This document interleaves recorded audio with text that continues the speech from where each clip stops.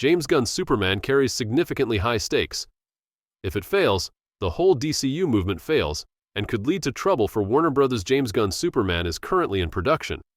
Still, with the fractured state of DC on film, there are many pertinent questions to ask about the ramifications of the movie failing to resonate with audiences. Like, what happens if James Gunn's Superman flops?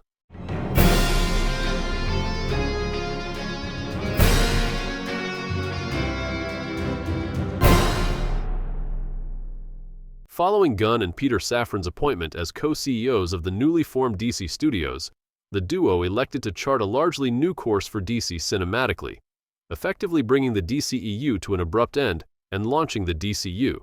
While the DCU will begin with an animated intro in the upcoming animated series Creature Commandos, the franchise will truly begin in earnest with 2025's Superman. The question of Superman's financial prospects is certainly a valid one to ponder, after 2023 proved to be a box office bloodbath for DC and comic book movies in general.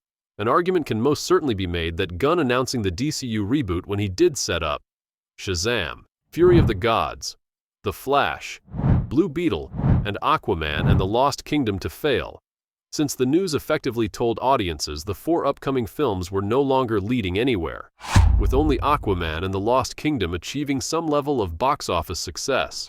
At the same time, the news of the DCU also came after several years of extreme turbulence in WB's management, or should I say mismanagement of DC cinematically, including the studio's efforts to downplay the hype and success of Zack Snyder's Justice League before, during, and after its release. Bearing that in mind, James Gunn's Superman is heading into theaters with a far more daunting task than simply kicking off a new DC franchise or introducing the world to a new Man of Steel, but also asking both general moviegoers seemingly worn out by DC's lack of forward momentum and disillusioned DCEU fans to come aboard for the ride. The question is, will they answer the call? Should Gunn's Superman not take off at the box office, win over moviegoers and hardcore DC fans, or both? The most immediate ramification is that failure calling into question the wisdom of the DCU reboot in the first place. After all, if the reasoning behind starting fresh with the DCU was to lead DC to greener box office pastures, only for Superman to not accomplish that, pulling the plug on the DCEU would look like a bad decision right from the jump. It's not like the DCEU hadn't achieved box office success either, with the Man of Steel to Wonder Woman era averaging $779.4 million, Aquaman clearing $1 billion in 2018, and Zack Snyder's Justice League becoming a streaming hit and significantly reversing the negative reputation the movie's theatrical incarnation had left. It continues to bear repeating just how damaging Justice League 2017 was to DC on film, and while the baggage it left might have been what motivated James Gunn to start anew with the DCU, if the latter can't even match the numbers of Man of Steel or Batman v Superman.